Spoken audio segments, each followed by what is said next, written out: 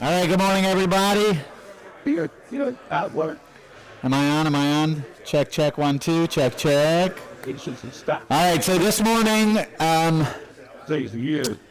gonna the message this morning is gonna be a little bit different. It's an old throwback to like historic Christianity, and talking about like fertility, having kids, covenantal families, and all that stuff. So most of you are like me, where it's like I think I'm done. Laura and I haven't taken definitive steps, but like if we found out that she was pregnant today, we would be like, oh, yay. But our attitude toward family, like this generation, the past few generations, has gone in a direction that's really, really unhealthy. And so I want to talk a little bit about that. And it's one of the ideas that's in the news is fertility crises. And so we'll hit on that. If you don't get the updates, like last week we had to postpone a week for this week's breakfast. If you want to get those email updates, you can text the church's phone number. Text Rio Men to the church's phone number, and then you can sign up. But, all right, so let's go. One of the ethics that I want to talk about this morning, and I don't know that I'm going to get through everything I want to talk about, but if you go to creation, God sets a particular order, and you find this all throughout society, civilization, that God's pattern follows this way, right? You have God, who existed forever before he ever created anything. Then he chooses to create, and who is the apple of his eye, the joy of his creation is mankind, right? In marriage, then what's the next institution? So he creates the institution of marriage, then he creates the institution of the family. Then in chapter 4, you see worship, the creation of the institution of the church. You go a little bit further, you're going to get the creation of the institution of government when he tells Moses or Noah, like, and this is what should happen. And then you see commerce and things like that as well. So in the godly order of things, what is the most important fundamental building block of all of civilization? He comes and says it's marriage and family and church and commerce and government. In that order. And anytime there is a wicked movement of man that ends very badly for everybody, what happens? Look at communism. What happens with communism? The government now becomes the chief that dictates everything about commerce, that then takes over education and the family, that denigrates marriage. Why is it that all these communist organizations and Marxist organizations always talk about the dissolution of the family? Dissolution of marriage. And by the way, what is every communist organization, what is burning? What's that? I'm on fire. Okay, cool. Fire! And then they get rid of God. You see how that works? And so in a godly society, what happens? God is king. Marriage is next. Family is next. Church is next. Commerce is next. Government should only exist to protect your liberties. And so let's take, okay, if family and marriage are to be the building blocks, you go and you look at how God has traditionally built his kingdom. Do you know, kind of gave away the answer, do you know how the church spread to overtake Rome? Number one reason? Evangelism was really important.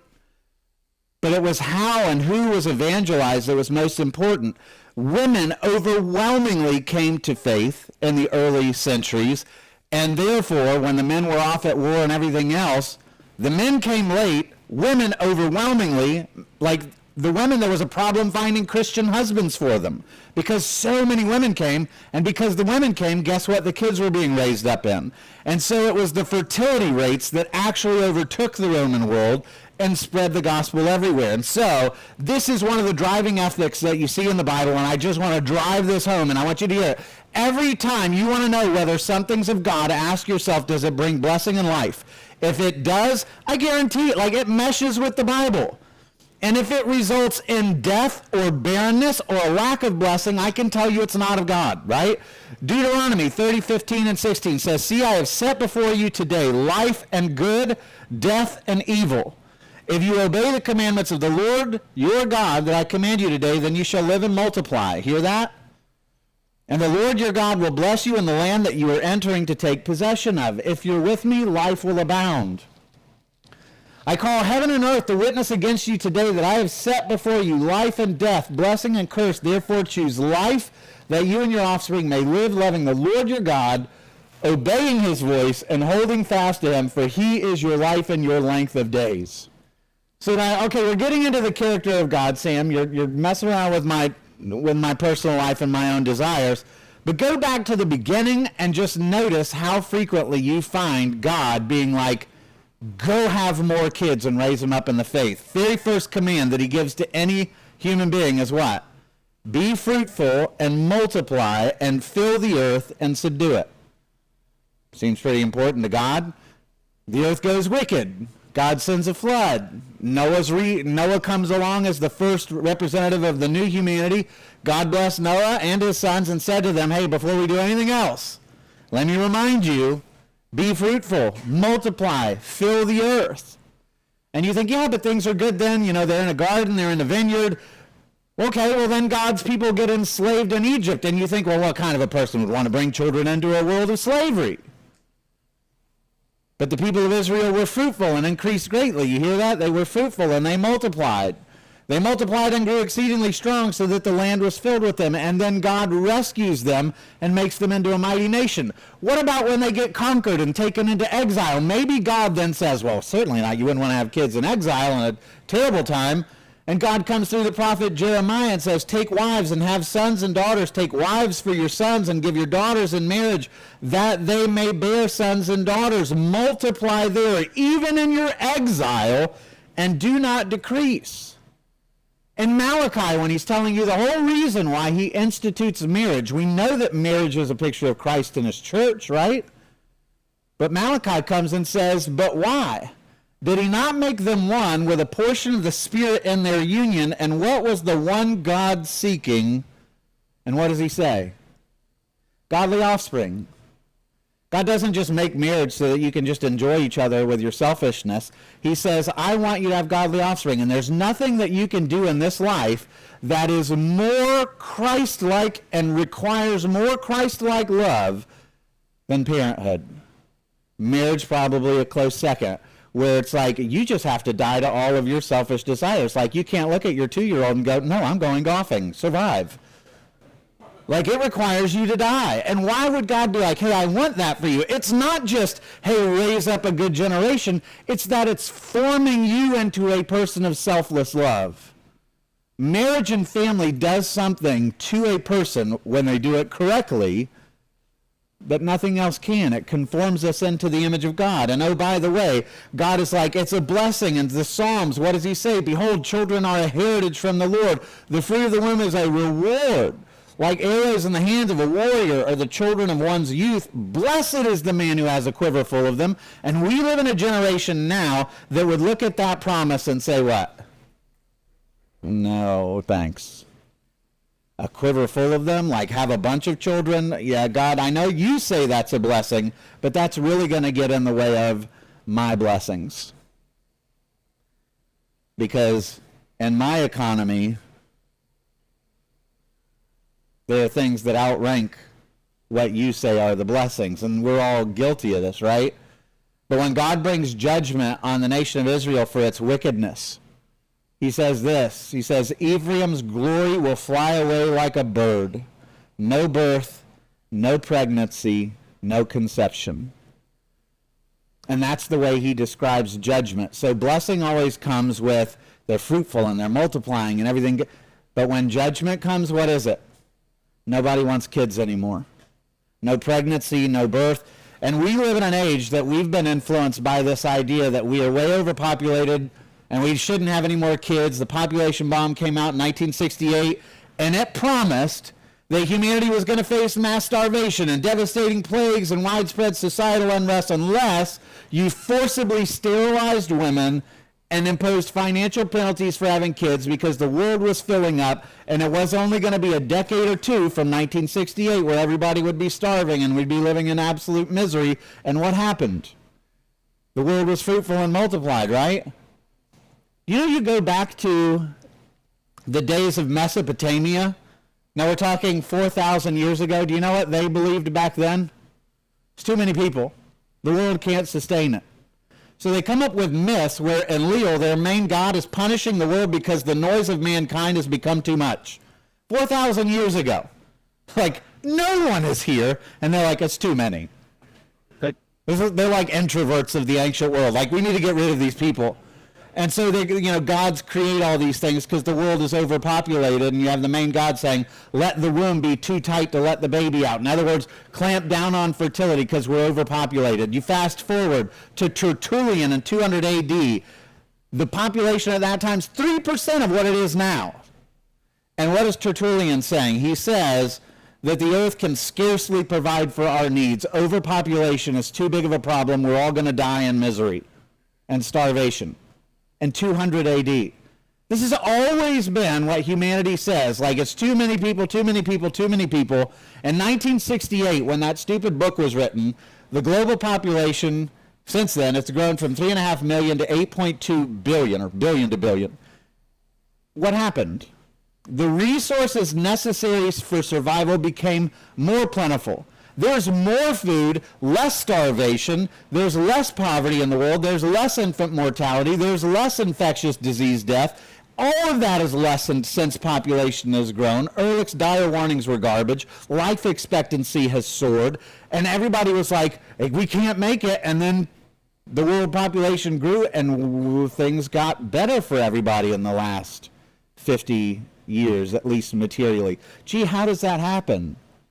It's almost like God knows what he's doing. And technology catches up to meet a need, and people care for one another. The Earth's 5 billion hectares of existing farmland, just hear this, could provide every single household with a 5-acre farm, and Earth could still provide another 10 acres of habitable land just for your legroom. Like, we're not short on land. We just don't like being around people, apparently. So Elon Musk came along and said population collapse is potentially the greatest risk to the future of civilization. So I wanted to quote Elon just to expose people in here. Like, who gets excited, who hates him. But anyway, what he says in this line is absolutely true in my opinion. He's going about it the wrong way. Like, I think he's trying to restore population all by himself in all the wrong ways.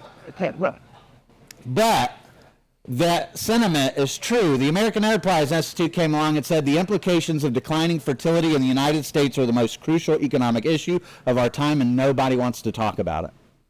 Nobody does talk about it. We don't acknowledge it, but I want to walk through, like, what happens when you walk away from God's design?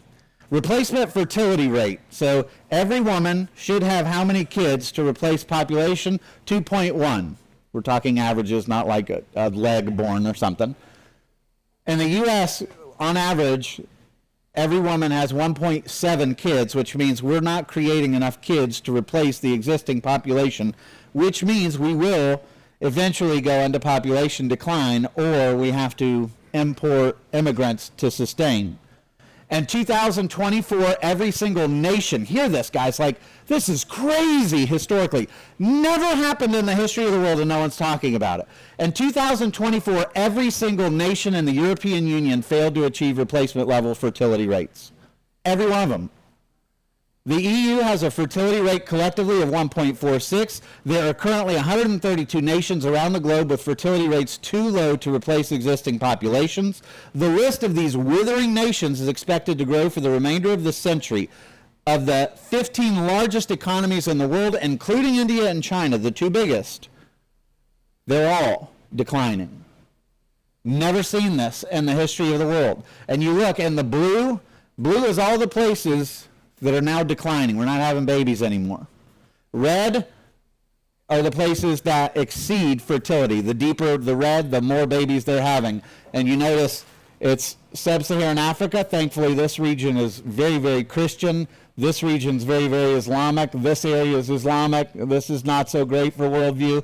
And you look at all the places that are heavily influenced by Western tradition or Christianity, and what do you notice? Europe's blue. The U.S. blue, Canada blue, like all of the nations that are traditionally Christian are dying. We're withering away. And with it, guess what else withers away? All the traditions that come with us.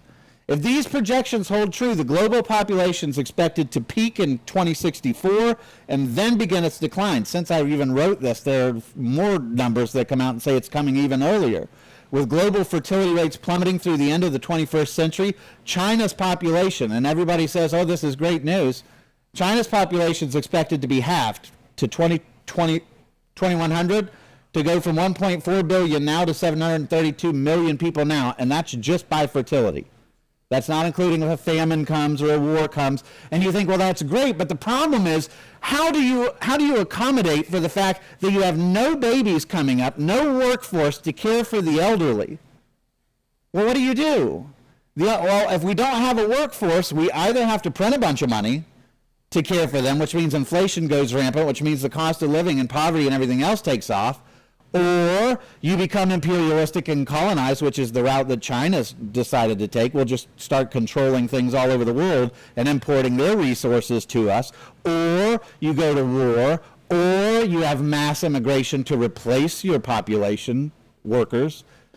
Except now the whole world is entering into this. You look at, and the number one indicator as to whether or not you have lots of babies, this is GDP, economic output. This is your fertility rate. What do you notice? The poorer a nation is, the more kids they have. The wealthier a nation gets, the less kids they have. Why? Because your God changes, frankly. You go back to the Greeks, I mean, it's no different. Polybius in 120 BC is looking at Greece collapsing. You know why Greece collapsed? This. Polybius says, in our time, all of Greece was visited by a dearth of children and general decay of population. This evil grew upon us rapidly and without attracting attention, by our men becoming perverted to a passion for show and money and the pleasures of an idle life. I got to chase this and this and this and this and this, and kids will get in the way. And so, I might have one or two, but I got stuff to chase. And Greece collapsed. You look at the Roman Empire, this is from Caesar Augustus. He says, basically, we're bringing in all the immigrants to replace ourselves because we're not having babies. He says, we liberate slaves chiefly for the purpose of making out of them as many citizens as possible. We're just importing foreigners because our people are too wealthy to have kids. We give our allies a share in the government that our numbers may increase, yet you, Romans of the original stock, are eager that your families and names shall at once perish with you. You go to the Byzantine Empire, this was one of the last emperors, if not the last emperor, and what does he say? It's no one's having kids, we're going to fall. And sure enough, they did. A kingdom without men is no kingdom at all, but a land awaiting its conqueror, and they were conquered. And so, this one, I hate this quote, and because I think it's true unless something else happens, and we're seeing it in real time in the newspapers and headlines and videos. But this was Muammar Gaddafi when he was still alive. He says, there are signs that Allah will grant Islam victory in Europe, the birthplace of Christianity, the cradle of Christianity. Without swords, without guns, without conquest, the 50 million Muslims of Europe will turn it into a Muslim continent within a few decades, and every source of demographics says it's coming, if it's not already here. You look at Europe and you see, I just saw England's new curriculum chair for the whole country is a mufti, which means an expert in Sharia law. The mayor of London is a Muslim. The most popular name in England is Muhammad. Europe is falling to this stuff. Why? The church has just walked away from its birthright. We don't have children anymore. But they're having children en masse, and they're taking over all these Christian territories. And abortion, which is prevalent throughout the westernized parts of the world, abortion plays a major role.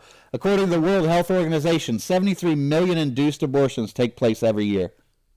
6 in 10 of all unintended pregnancies and 3 out of 10 of all pregnancies end in abortion.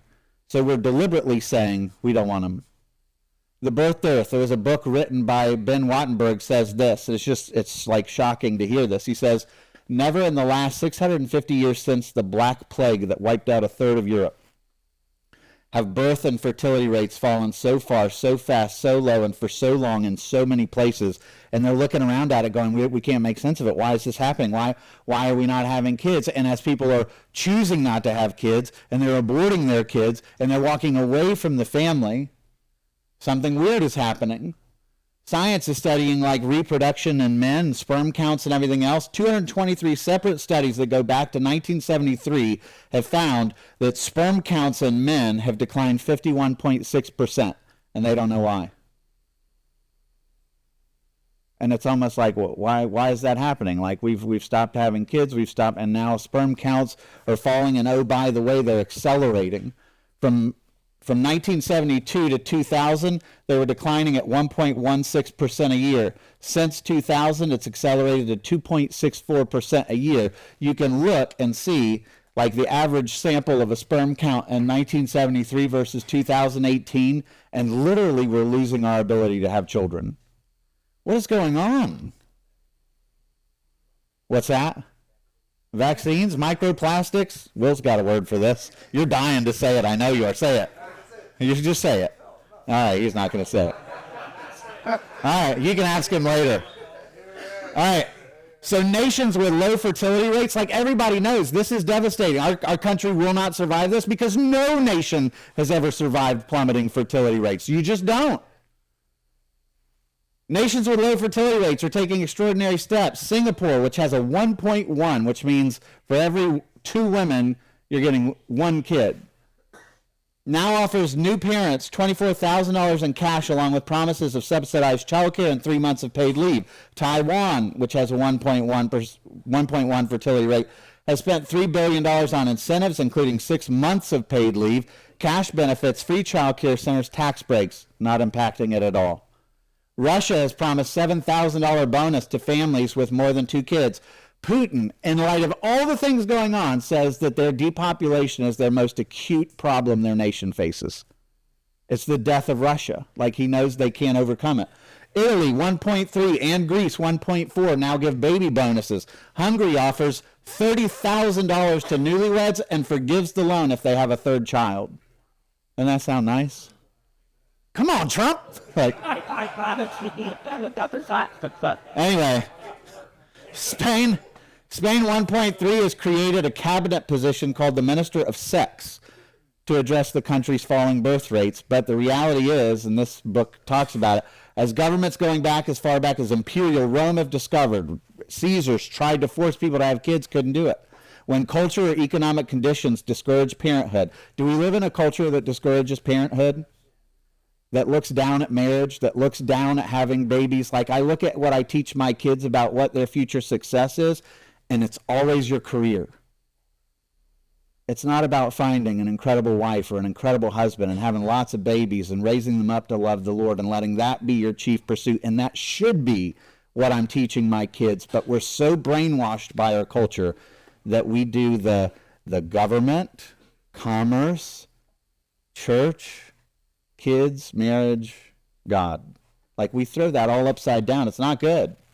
But anyway, no matter what you try, you can't force people to go forth and multiply if they don't have a reason beyond just money to do it. 26 states recorded more deaths than births in 2022. I saw that and I was like, no chance. I had to go find it in other sources. It's true. That's crazy to me. Deaths exceeded births in 75% of all U.S. counties, even though 52% still gained population because of immigration. That's startling to anyone else? I remember seeing that and being like, holy smokes, we're dying. Except we're committing ideological suicide. This is the percentage of counties with more deaths than births. More than doubled since 2000. What's going on here? We hate family. We hate babies. We hate life. According to the Congressional Budget Office, the annual number of deaths in the United States is expected to completely exceed the number of births by 2043. They've revised that back down, meaning that any population growth from that point on has to be immigration. America's growing religious secular. This is interesting. Women who attend church weekly still have 2.1 children on average, which is just barely enough to sustain population. But those that never go to church have 1.3 children. That's not an accident. Where's your gods? What's important to you? In 1790, in the aftermath of the Great Awakening, one of the greatest spiritual revivals we've ever seen, the average woman in America gave birth to 8 children. That's wild. That's right. Come on, Will. Seriously with your selfishness. This is yellows, women who go to church weekly. Blue is those that never go to church. And you see that. So 2024, why is this? 2024 survey found that 45% of childless women aged 18 to 34, 45% want to have children. That's crazy. That's totally different than anything we've ever seen. 26% of young adults claim that fear of global warming is factoring in their decision on whether or not to have children. Even after the Supreme Court overturned Roe v. Wade, the number of abortions continues to rise. Do you know that? More abortions since Roe's been overturned than before, and we act like, oh, you're taking them anyway. The U.S., I want you to think about this in terms of fertility. This is the percentage in each generation that identifies on the LGBTQ plus IA spectrum. Silent generation, it's 1.1. Baby boomers, it's 2.3. Gen X, it's 4.5. Millennials have 9.8. Gen Z, and this was lower than the USA Today number, is 22.3% of Gen Z identify as LGBTQ. Why would I bring that up in a fertility talk? They're not having kids. So now you've got 22.3% of a generation that is saying, I'm accepting a lifestyle that by its very definition, life and fertility is impossible. You got 45% of single women who don't have kids that don't want kids, or only 45% do want kids.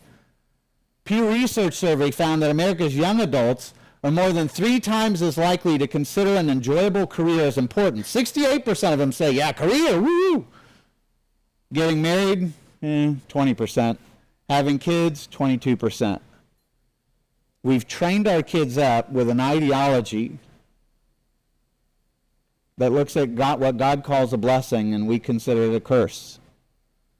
And it's because largely the church and godly Christian men have fallen into the trap of looking at their kids and saying, go get that career, go be the CEO, which is all good.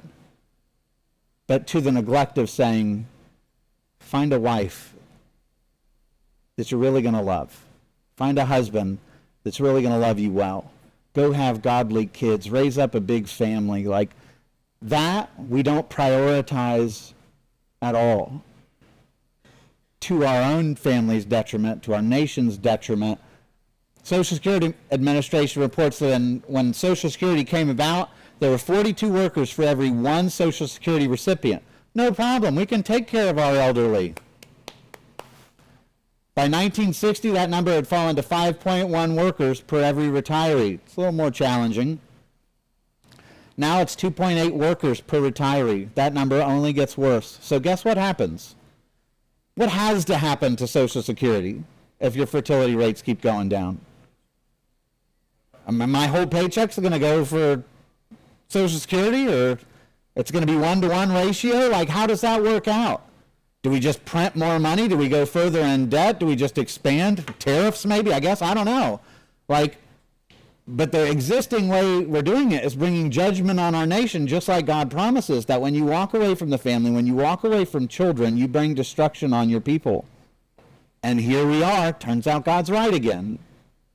Because we don't prioritize what he prioritizes. And so all this to say, I think most of us looking around like we're beyond the childbearing years. But you have kids. You teach ethics, right? You share the ethos of what it means to be godly, what a successful life is.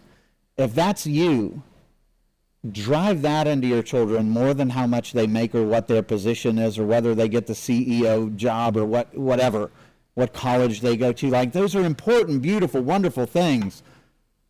But having a godly home, a godly wife, a godly husband, godly children, having that be the biggest success you could have. By the way, at their grave, they will thank you that was their priority and not their job. That's the beautiful thing. That's the way that God has structured existence. It's really beautiful when we do it. And when we flip it up and then, government and then blah, blah, blah, blah, blah, and then family and God and marriage are at the bottom, that is a society that's going to end really badly and always has throughout all of time. Show me a society that exalts the government above the family, and show me one that ends well. One. I'll show you tons of societies throughout history that have brief glimpses where they exalt the family and marriage, and they're blessed beyond compare. And we need to get back to that.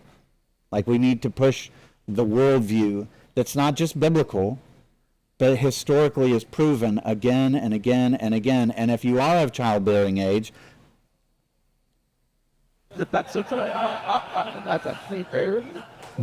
after it. Will, what are you doing?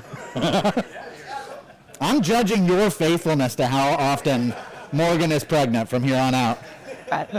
Anyway, I hope that it's a weird message for a men's breakfast. But it's been bouncing around in my head, and I think we need to remember, like, what's wholesome and good and pure and what God calls us to, even if we can't or aren't going to have any more kids, or even for, the sad thing is I know people, and I'm not sure, like, who desperately want to have kids and can't, and look around and see everybody else who can that are like, and it's tragic what we've become. We need to train up our kids to see family as a really precious thing. Amen? Yeah. All right, Father God, Lord, I thank you so much for your goodness to us, that you call us to be fruitful and to multiply. And Lord, for those of us in here with families and wives, Lord, I pray that you would help us to train up our children to see this as really valuable and as really important and as really sacred, not to get lost and making good things like career and everything else the ultimate thing, because that just leads to the mental health crisis that we're seeing with young people. Lord, help us to fix their eyes on you and to dream first and foremost for marriage and family. And then beyond that, Lord, that you'll add all these other things to them. Help us to return to a godly vision of what our society can look like. And Lord, help us to do our own part. And for all of us as husbands, as fathers, prospective and current, I pray that you would make us good husbands and good fathers, and that you would bless our kids and their generations to come and give them great nations that would come from them. Bless them with great legacies. And Lord, spread your kingdom. In Christ's name, amen. All right, God bless. Have a good week.